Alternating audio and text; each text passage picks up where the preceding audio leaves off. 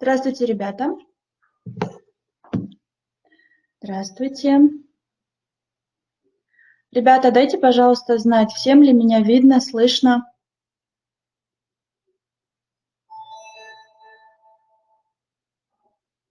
Мгм. Отлично, ребята. Всем, значит, меня слышно и видно, да? Ребята, поздравляю вас с началом нового учебного года. Я ваш новый учитель географии. Меня зовут Асель Джаналиевна. Я очень рада с вами познакомиться. Мы с вами в этом году, ребята, будем изучать географию материков и океанов. Надеюсь, вы все уже получили этот учебник, да, географии материков и океанов. Помимо учебника, ребята, вам необходим атлас и, конечно же, ваша рабочая тетрадь. Угу. Отлично, ребята, вы меня все слышите. Очень хорошо, ребята. Начнем с чего, да? Начнем с того, что, ребята, атласа нет, пишет Чингис. Атлас вам необходим, ребята, вам нужно его приобрести, хорошо? Так как у нас будут практические работы в контурной карте. Пока, ребята, он не необходим. Хорошо, ребята, вы можете в течение этой или следующей недели купить, хорошо? Ребята, начнем тогда с вами урок. У нас сегодня новая тема, да? Раздел «География материков и океанов». Тема сегодняшнего урока – как люди открывали и изучали Землю. Ребята, вы 6 класса помните, да, о великих, получается, географов, которые открывали земли на нашей планете, да, воевали где-то торговали, да, где-то путешествовали и так далее. Да, Нурсултан правильно пишет, что он Кристофер Колумб, да, это один из великих путешественников, да, который открыл, получается, Америку, хотя считал, что это Индия. Молодцы, ребята, отлично. Васко да Гама. Молодцы, ребята. Это очень радует, что вы знаете, да, таких великих путешественников. Значит, ребята, в этом году мы с вами что будем изучать? Мы с вами, ребята, в этом году будем изучать полностью материки нашей планеты. Кроме материков, ребята, мы будем с вами изучать океаны. Учебник, который у вас есть, он является вашим компасом, ребята, который укажет вам правильный путь в изучении этой географии материков и океанов. Да? Давайте тогда приступим к изучению темы, ребята. Целью нашего урока является, ребята, это мы должны с вами познакомиться с основными этапами изучения Земли. То есть мы с вами, ребята, вспомним 6 класс и, конечно же, углубим эти знания. И изучим результаты каждого этапа изучения Земли. Основные этапы накопления знаний о Земле. Вы знаете, да, что со времен появления человека, да, он начал изучать окружность, территорию, которая расположена рядом с ним. Да. В основном, ребята, вы знаете, да, что в древние времена как раз-таки развитие мореплавания, дальние путешествия, они не только заставили людей задуматься о форме Земли, они давали огромное количество информации о вновь открываемых территориях. Эту информацию нужно было фиксировать. Но вы знаете, да, что в древние времена в основном фиксация была, но это было в основном на глыбах, на камнях и так далее. Да? После того, как уже придумали бумагу, да, папирус, уже потом начали уже полностью фиксировать на бумаге. Да? Как раз-таки именно передача одной информации от одного человека к другому, да, и как раз-таки это было первыми толчками изображения местности, которые впоследствии превратились в географические карты, которые мы сейчас с вами используем при работе, да, используем при изучении новых стран, новых, получается, открытий географических объектов и так далее. Дальше, ребята. Основной этап, ребята, это у нас начинается с Древнего Востока. Как раз-таки зачатки географических знаний ученые находят у народов Древнего Востока. Это как раз-таки жители Месопотамии, Персии, Египта, Финикии. Ребята, вы, наверное, помните, да, с курса истории о Древнем Востоке, да, какие представители, получается, ученые жили на тот момент, да, какие, получается, изучения они производили, какой вклад внесли не только в историю, но и, конечно же, в географию. Древние ученые, ребята Месопотамии, да, самыми первыми разделили круг на градусы. год на 12 месяцев и, конечно же, сутки на 24 часа. Благодаря жителям именно Месопотамии, да, мы с вами сейчас имеем нынешний календарь, который сейчас существует. Да. За 40 веков до нашей эры египтяне снаряжали экспедиции в Центральную Африку, плавали по Средиземному морю, ребята.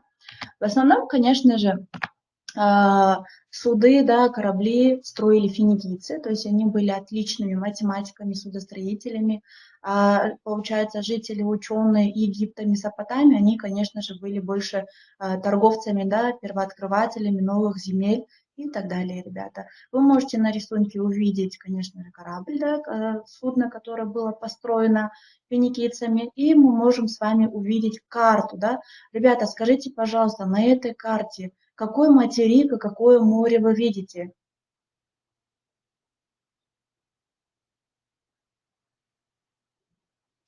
Правильно, Нур-Султан, Средиземное море, Евразия. Тихое у нас не море, а океан, да? Молодец, Ангелина, Средиземное море. Дарья у нас пишет Евразия. Правильно, ребята. Спасибо, ребята, что вы активно участвуете, да, отвечаете на вопросы. Молодцы, ребята. Это, ребята, древняя карта как раз-таки, да, в котором мы с вами можем увидеть участки Евразии, да, то есть целостного материка, и материка Африку, ребята. Можем также с вами увидеть Средиземное море, да.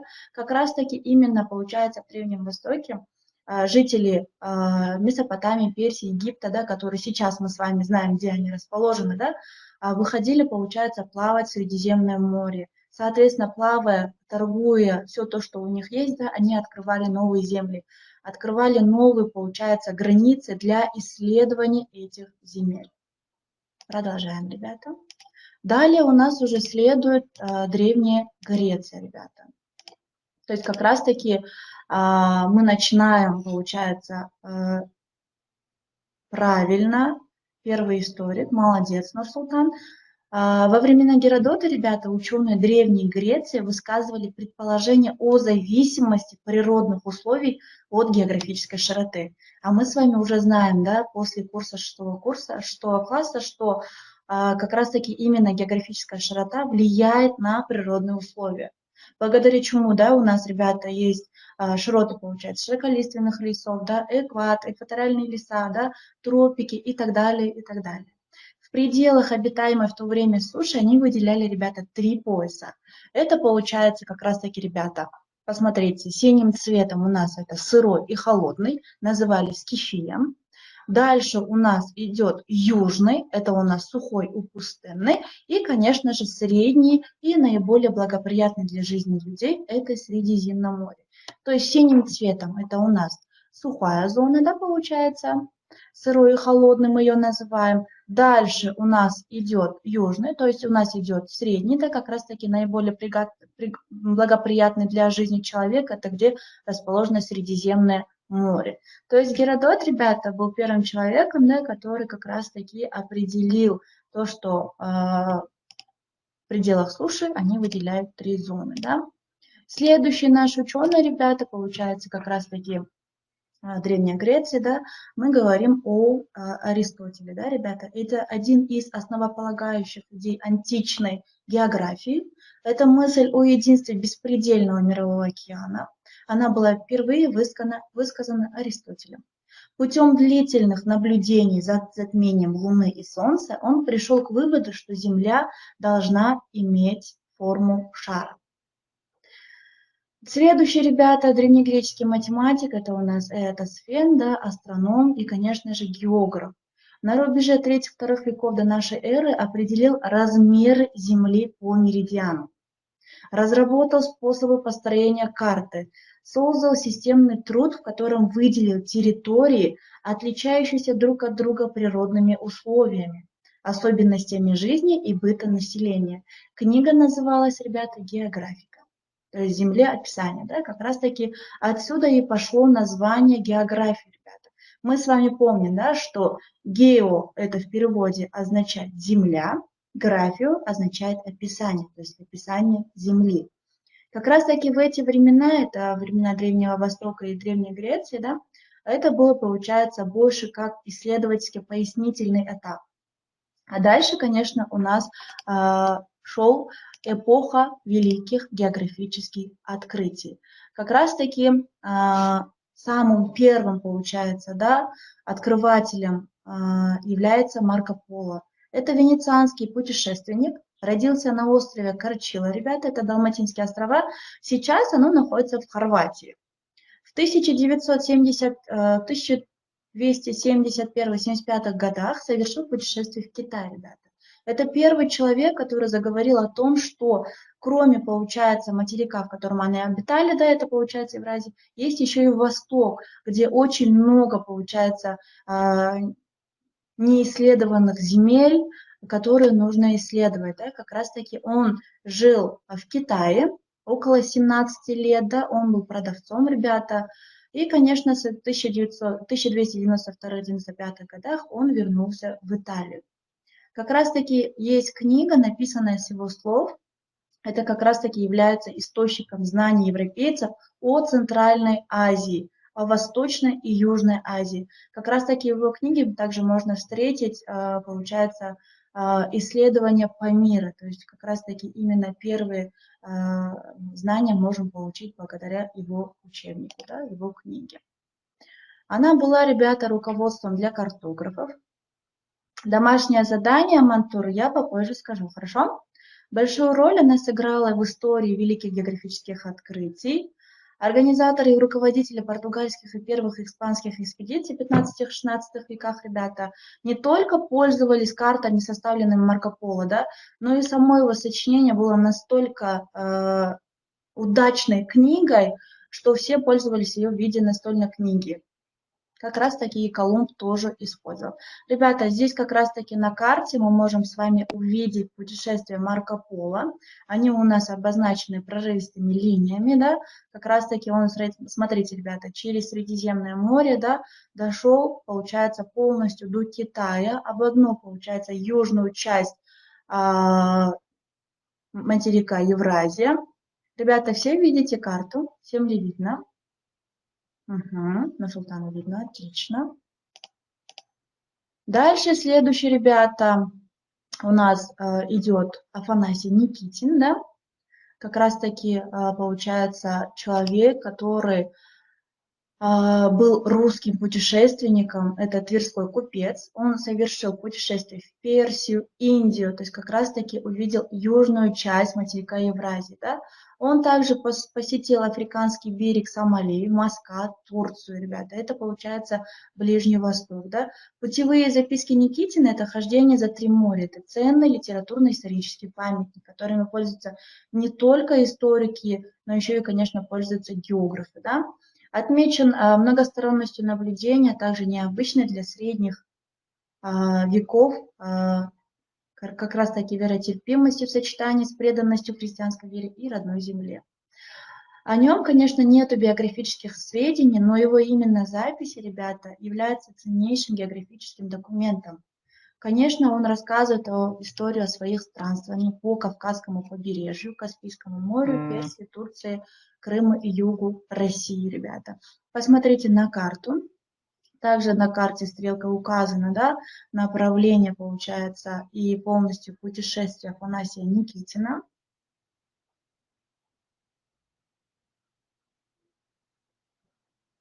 Скажите, пожалуйста, ребята, напишите в чат, всем ли видно.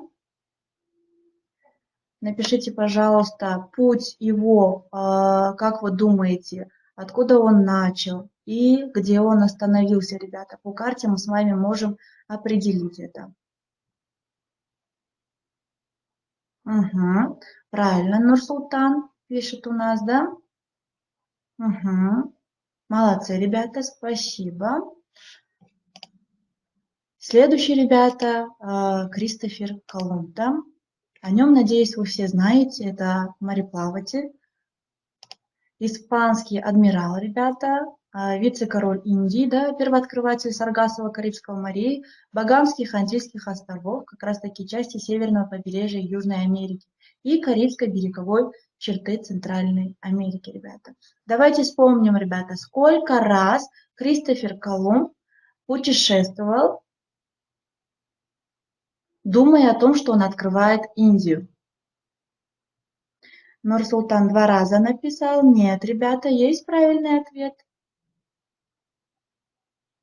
Вы можете, ребята, даже посмотреть на карту. Угу. Правильно, Эмир. 4 раза, ребята, Кристофер Колумб путешествовал в Америку, да, считая, что это у нас Индия, что он открывает как раз-таки Индию. Но, к сожалению, он открывал как раз-таки именно Америку, да. Смотрите, пожалуйста, ребята, это корабль, на котором путешествовал Кристофер Колумб. Первое путешествие у него было с 3 августа 1492 года по 15 марта 1493 года. Второе путешествие, ребята, 25 сентября 1493 года по 96 года. Третье уже путешествие, да, 30 мая 1498 по 25 ноября 1500 года. А четвертое путешествие как раз-таки на 9 мая выпал, да, 1502 года и ноябрь 1504 года, ребята. Сейчас внимательно посмотрим на карту путешествия, пожалуйста, Колумба, ребята. Как раз-таки здесь полностью проложен маршрут Кристофера Колумба, да. Конечно, он внес огромный вклад в развитие именно географической науки путем того, что он открыл новый материк, новую часть света, ребята. Все ли увидели? Угу. Спасибо, ребята. Дальше продолжаем. Следующий, ребята, смотрите, о чем мы с вами говорим, да? Открытие Колумба, ребята, сопровождались колонизацией земель, основанием испанских поселений, жестоким порабощениями, массовым истреблением отрядами конкистадов именно коренного населения, которое называется индейцами. Да? Но именно экспедиции Колумба, ребята, положили начало великим географическим открытиям эпохи Возрождения, в частности, окончательному доказательству шарообразности Земли. Ребята, напишите, кто у нас первым предложил теорию о том, что Земля является шаром.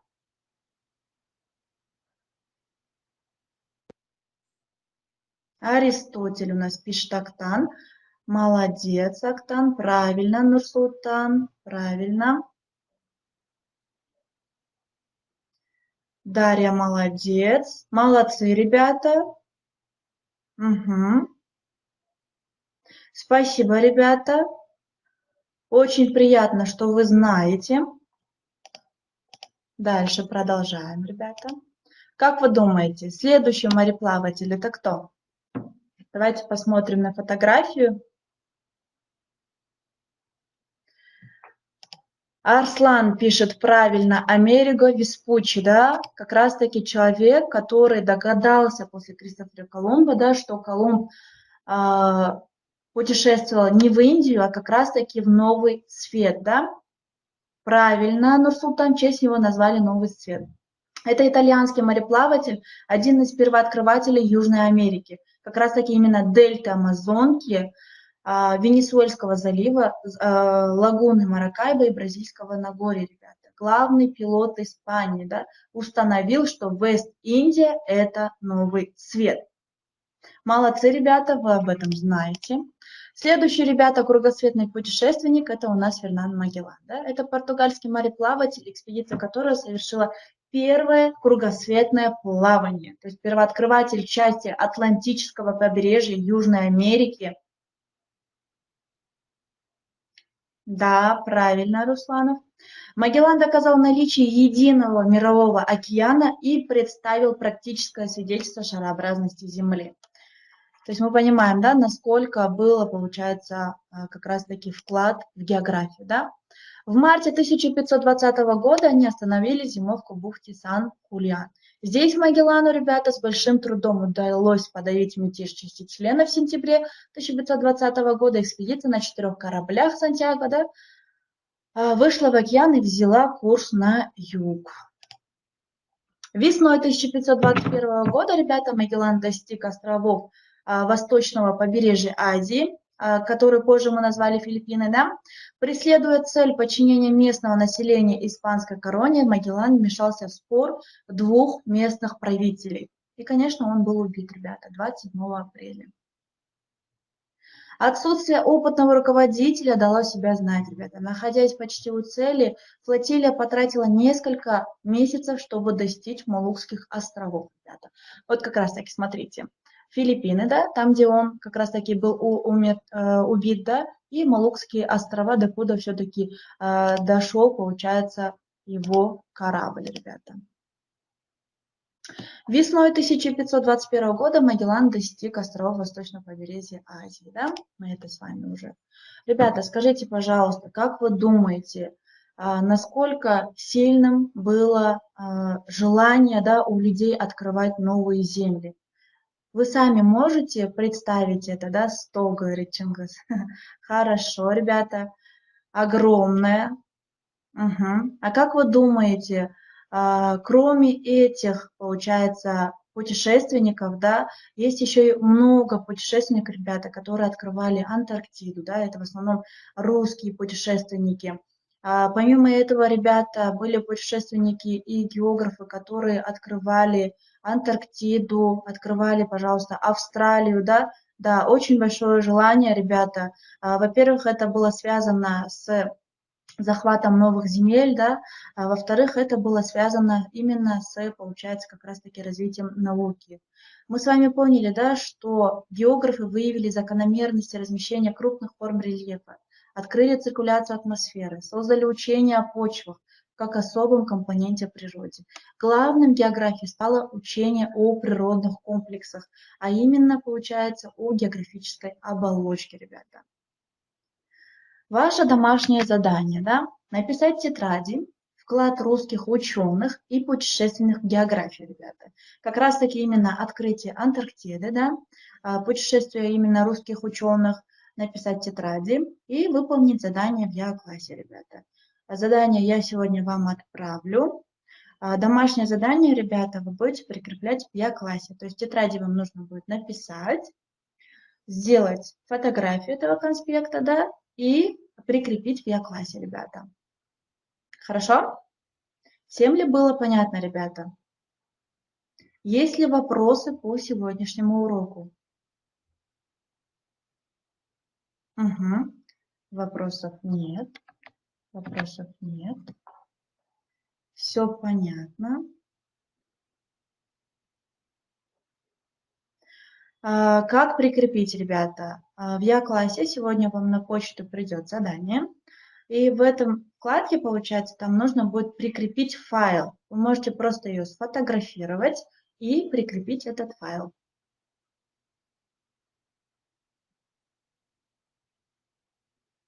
Угу. Еще вопросы, ребята?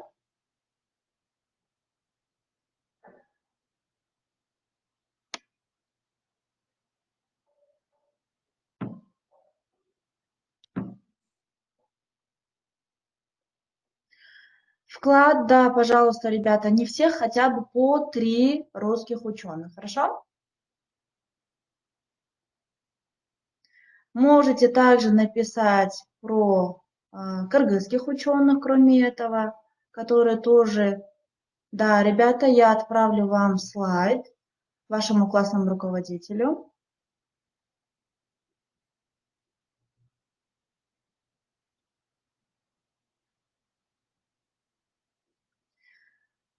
Как еще раз отправить домашнее задание? Домашнее задание, ребята, в Я-классе вам придут вопросы. И следующее задание будет, вам нужно будет прикрепить файл. Как раз таки этот файл вы будете прикреплять в Я-классе.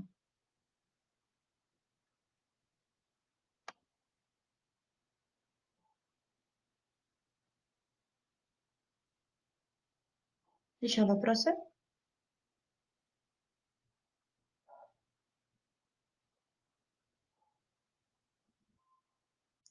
Вопросов нет, ребята.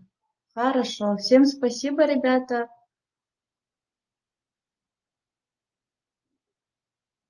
Всем удачного дня желаю, да? Всем до свидания, ребята.